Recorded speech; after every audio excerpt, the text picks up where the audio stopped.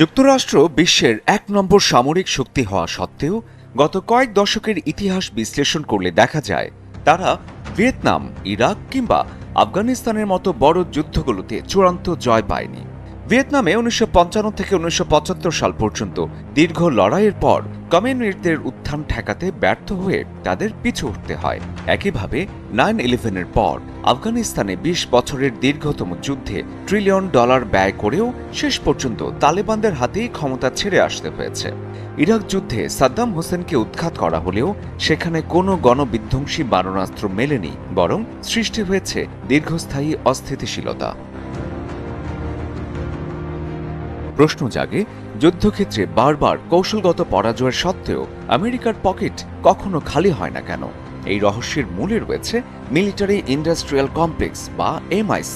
১৯৬১ সালে বিদায়ী ভাষণে মার্কিন প্রেসিডেন্ট ডোয়াইট আইজেনহাওয়ার সতর্ক করেছিলেন যে অস্ত্রশিল্প এবং সামরিক যন্ত্রের এই অদৃশ্য বন্ধন একদিন মার্কিন গণতন্ত্রকে গিলে খেতে পারে। আজ ৬০ বছর পর সেই সতর্কবার্তাই রূঢ় বাস্তবে পরিণত হয়েছে। চায়ের কাপে সমাজ বদলের ঝর্ণা তুলে আগে গোছান নিজেকে। প্রিমিয়াম টাইটানিয়াম আলমিরা, গুছিয়ে ফেলুন জীবনটাকে। ২০২৩ সালের তথ্য অনুযায়ী মার্কিন প্রতিরক্ষা কোম্পানিগুলো প্রায় $1 ট্রিলিয়ন অস্ত্র বিক্রি করেছে, যার সিংহভাগ এসেছে খোদ মার্কিন সরকারের তহবিল থেকে। অর্থাৎ সাধারণ মানুষের করের টাকা ঘুরে ফিরে অস্ত্র ব্যবসায়ীদের পকেটেই যাচ্ছে। যখন আমরা শুনি যুক্তরাষ্ট্র ইউক্রেন বা ইসরায়েলকে $1 বিলিয়ন সামরিক সাহায্য দিচ্ছে, তখন মনে হতে পারে এই টাকা সরাসরি সেই দেশগুলো পাচ্ছে। কিন্তু বাস্তবতা হলো এই সাহায্যের বড় অংশ খরচ হয় আমেরিকার অভ্যন্তরীণ কোম্পানিগুলো থেকে নতুন অস্ত্র কেনার পেছনে। যুদ্ধের ডামাডোলে সাধারণ মানুষ যখন প্রাণ হারায়, ওয়াল স্ট্রিটের শেয়ার বাজারে তখন বইতে থাকে উৎসবের হাওয়া।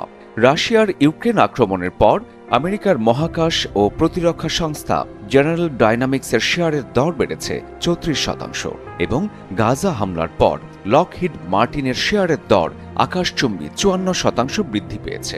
রেথিয়ন, বোয়িং কিংবা নর্থরুপ গ্রুম্যান, প্রতিটি কোম্পানির কাছে যুদ্ধ মানেই বিপুল মুনাফা। অদ্ভুত বিষয় হল, যুদ্ধ শেষ হলেও আমেরিকার প্রতিরক্ষা বাজেট কমে না। আফগানিস্তান থেকে সেনা প্রত্যাহারের ৩ বছরের মাথায় বাজেট উল্টো ১৪% বেড়েছে। এর কারণ অস্ত্র ব্যবসায়ীদের কাছে যুদ্ধ একটি এন্ডলেস বিজনেস মডেল। তারা শান্তির চেয়ে উত্তেজনার বীজ বুনে দিতেই বেশি আগ্রহী, যাতে মুনাফার চাকা সচল থাকে। পরিশেষে বলা যায়, আইজেনহাওয়ার যে আগ্নেয়গিরির ভয় পেয়েছিলেন তা আজ পুরো বিশ্বকে দহন করছে। প্রশ্ন থেকেই যায়, এই মুনাফার লালসা কি একদিন খোদ আমেরিকার অস্তিত্বকেও বিপন্ন করে তুলবে? Desk report, channel 24।